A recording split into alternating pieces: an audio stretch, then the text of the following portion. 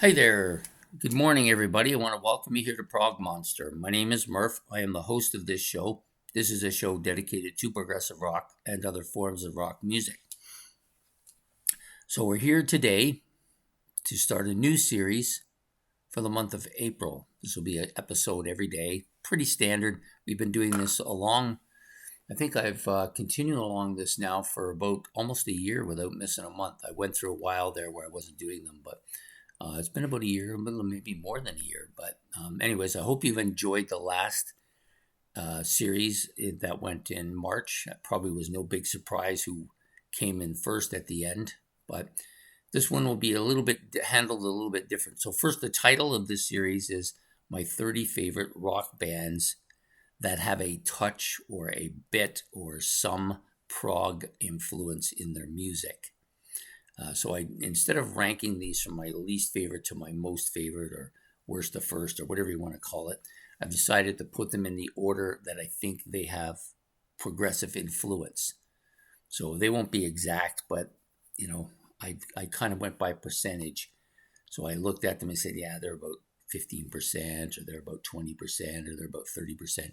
The big thing is none of them. The one with the most progressive elements to it was about 40%, 45%. So to me, all of these bands are known for other genres. When I think of them, I think of hard rock or metal or pop or maybe folk or country or whatever, right? But not as a prog band. But they all have some elements of prog in their music, and that's the thing in which we're going to play along here with. So the first band out of here is an Australian band. I don't know why I wanted to say that. Try this one more time. An Australian band that I've come to be fond of. I've tried to get their albums. Not easy to find here in North America, but I'm always willing. I'm hoping to find a box set somewhere if somebody knows that has all of them, and then I'll just buy them once and then I'll have to go looking for them anyway. That seems to be the best way with some of these more obscure bands to get. Obscure here, but maybe not so obscure in Australia. In the case of these guys, definitely not. So band is called Masters Apprentices. To me, I think of them as a pop hard rock band with lots of progressive elements to their music, especially on that kind of the last album from the 70s, A Touch of Panama Red. That one probably had the most prog of any of them on it. If you haven't seen this album, it has a bulldog with a British flag mask on its head and an arrow through its ear. Really strong album. The one prior to that, Choice Cuts, another really strong album.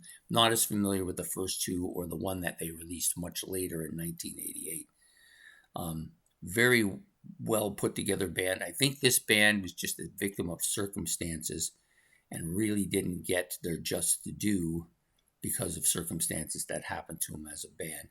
But I'm not going to get into that. That's beyond my purview here. But at any rate, they do have some very strong progressive elements. To me, the big things with them is their riffing is really good. Their instrumentation is fantastic. The vocals are good. The songs are great. They do have, because of all the instrumentation, they do have that prog element to their music. And I think they are a good choice to open up this series that we're going to run for the month of April. So I hope you've all enjoyed the first episode here featuring Master's Apprentice. Please hit the like and subscribe. If you want, you can leave your comments about the band, about this series that we're running, about whether you think they have a bit of a prog element or much more of a prog, or maybe you just call them a prog. You're going to get that a lot with a lot of these bands. Some people consider them prog, other people's not so much. There's people that don't think Rush is a prog band, and then there's people that think that Rush is only a prog band. I tend to be of the prog band with Rush is concerned, not so much with Master's Apprentice, which are going to be the opening band here.